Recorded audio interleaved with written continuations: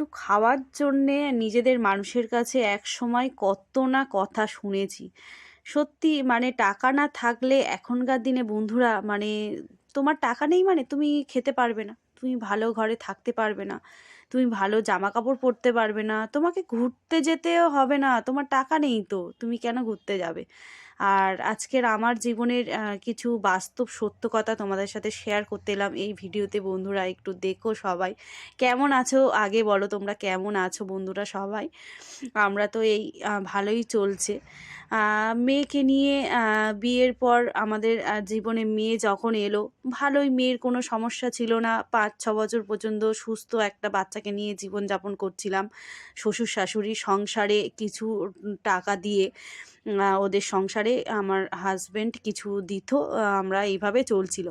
হঠাৎ করে 2020 সালে লকডাউন পড়ে গেল। এবার মানে কোথা থেকে কি হবে, লকডাউন চলে এলো, বরের কাজ থাকবে তো, এটাই ভাবতে ভাবতে দেখলাম যে না, কাজটা গেল না, কিন্তু মাইনেপত্র নিয়ে ঝামেলা শুরু হলো। মানে মাইনে দিচ্ছে না, কম দিচ্ছে, তাও শ্বশুর শাশুড়ির সংসারে কম বেশি কিছু দিয়ে চলেই গেল। হঠাৎ করে যখন 2020 লকডাউন পার হয়ে গেল, 2021 এলো। 21 সালের হচ্ছে নভেম্বর মাস। মেয়ের কোথা থেকে কি হয়ে গেল, মেয়ের আমরা জানতে পারলাম আমার সুস্থ মেয়েটা অসুস্থ হয়ে পড়লো এবং তার ধরা পড়লো ব্রেন টিউমার। আবার মানে আকাশ, যেন আমাদের মাথার উপর আকাশ ভেঙে পড়লো যে কি মানে কোথা থেকে পাবো এত টাকা, কি করে ওকে বাঁচাবো, কি করে ভালো রাখবো, মানে এই চিন্তা পড়ে গেল। এবার আমাদের মতো সাধারণ মানুষের ঘরে যদি এরকম একটা পেশেন্ট থাকে, মানে মানে ভাবতে পারছো বন্ধুরা, মানে আমাদের যে কি অবস্থা তখন হয়েছিল সেটা শুধু একমাত্র আমরাই জানি। তারপরে হচ্ছে যাদের অবদান না বললেই নয়, আমার শ্বশুর শাশুড়ি, তারা অনেক করেছে।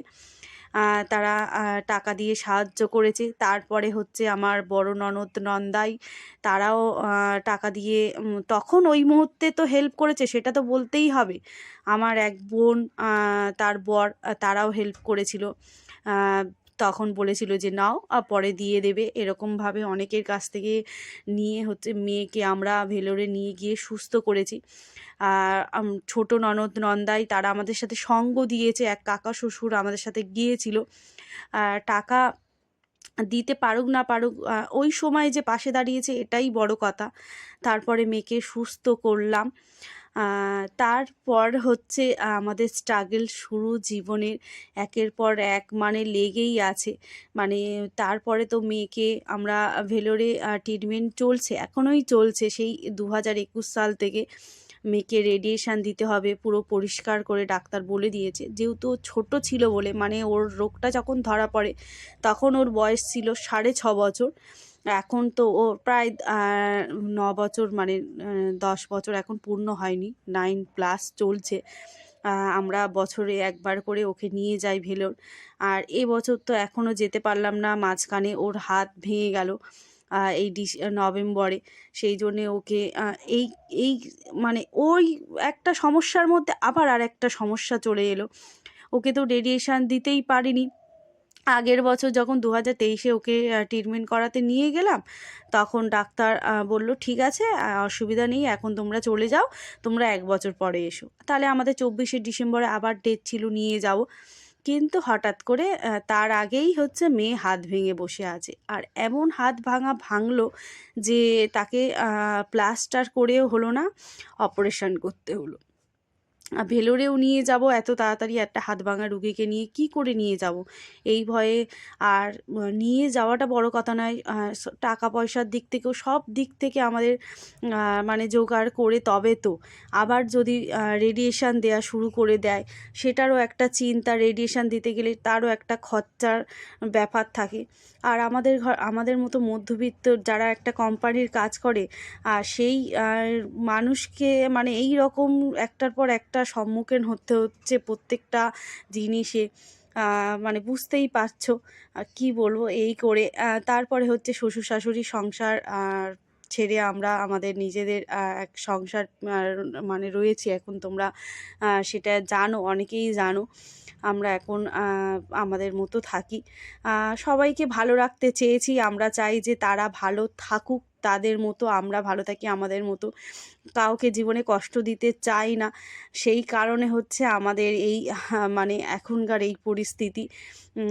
কি করব, মানুষকে মানে কোনো কষ্ট দিতেই চাই না। আমার তরফ থেকে কেউ কষ্ট পাক, আমার জন্যে কেউ কষ্টে থাকুক একদমই চাই না। সেটা আমি নিজে কষ্টে থাকি, আ সেটা বড় কথা নয়। তার জন্যে হচ্ছে আমরা নিজেরাই এরকম করে রয়েছি, একটা অসুস্থ বাচ্চাকে নিয়ে এইভাবে থাকি। আর বলো কেন, এইভাবে জীবন কাটছে ভালো মন্দ নিয়ে। তবে মেয়েটার যদি সমস্যা না থাকতো তাহলে হয়তো এই দুঃখ কষ্টটা আমাদের এই এতটা স্ট্রাগল করতে হতো তার না। মাঝখানে আরেকটা ঘটনা বন্ধুরা, সেটা তো মাথার ভুলেই গেলাম আমি। ২০২২ সালে আমরা যখন মেয়েকে নিয়ে ভেলোরে মানে যাওয়া আসা করছি, ২১ সালে অপারেশন করে নিয়ে চলে এলাম। ২২ সালে ট্রিটমেন্ট যাচ্ছি। হঠাৎ করে বরের হচ্ছে অফিসে তালা পড়ে গেল। মানে ২২ সালে, এটা ২২ সালের সেপ্টেম্বরের ঘটনা বলছি, বিগ বাজারে তালা পড়ে গেল। মানে কোথায় আর আছি? এদিকে অসুস্থ মেয়েকে নিয়ে কত পয়সার দরকার, তবে ওকে ট্রিটমেন্ট চালাতে পারবো। তার উপরে যদি অফিসে তালা পড়ে যায়, মানে বুঝতে পারছো মানে কি অবস্থা ওই সময়, যে আমাদের কি অবস্থা হয়েছিল, যে কি হবে। মানে বর আমাদের রাত ১১টায় ট্রেন, বর বলে গেছে তোমরা রেডি হয়ে থাকবে, আমি এসে বেরিয়ে যাব, হাওড়া থেকে ১১টায় ট্রেন। এদিকে দেখছি ৭টা ৮টা বেজে যাচ্ছে, বর আসছে না, কি ব্যাপার বুঝতেও পারছি না। ও এসে বলেও নি, এলো ৮টার পরে, আসার পরে তাড়াতাড়ি করে সবাই বেরিয়ে গেলাম। যেহেতু আমরা শিয়ালদার কাছাকাছি থাকি সেই জন্য অত সমস্যা হয়নি। চলে গেলাম ওই দিন রাতে আমরা ভেলোরে যাওয়ার উদ্দেশ্যে চলে গেলাম। পরে মানে আস্তে আস্তে খবরে বেরোচ্ছে যে এরকম বিগ বাজারে বন্ধ হয়ে গেছে, বিগ বাজার মালিক মানে কোনো কারণে বন্ধ হয়ে গেছে। পরে জানতে পারি, তার বরও বলে। আমার মানে তখনও একটা মেয়ের মানে কীরকম সিচুয়েশান হয় মানে বুঝতে পারছো, যে কি হবে, কোথা থেকে কি করে চালাবে একটা মানে শ্বশুর শাশুড়ি সংসারে যতই থাকি তাদের তো কিছু দিতে হবে, তারা না হলে কেন আমাদের দায়িত্ব নিতে যাবে বলো? সেটা একটা ব্যাপার। তারপরে মেয়ের ট্রিটমেন্টটা কী করে চালাবো সেটার একটা চিন্তা। এই করে হচ্ছে মাথা তো পুরো পাগল হয়ে যাওয়ার মতো অবস্থা। তারপরে অনেক দিন পরে ৫-৬ মাস পরে হচ্ছে আস্তে আস্তে খুললো, মানে বিগ বাজারটা হয়ে গেল স্মার্ট বাজারের আন্ডারে, স্মার্ট বাজার হলো। কিন্তু মানে জয়েন করার পরেও মানে রাখবে কি রাখবে না এই নিয়ে একটা চিন্তা, যে পুরনো স্টাফ অনেক দিন হয়ে গেছে, ছাড়িয়ে দিতে পারে, কম টাকায় নতুন স্টাফ নিতে পারে। এইসব চিন্তা মানে আমাদের মনের মধ্যে তখন মানে এমনই অবস্থা, মানে কি বলবো, মাইনেও ঠিকঠাক করে দিচ্ছিল না। যাই হোক বন্ধুরা, আজ তবে আসি। আর ভিডিওটা কেমন লাগলো তোমরা কিন্তু জানিও। আর সবাই ভালো থেকো, সুস্থ থেকো, সাবধানে থেকো। আর আমরাও ভালো থাকি এইটুকুনি আশীর্বাদ করো।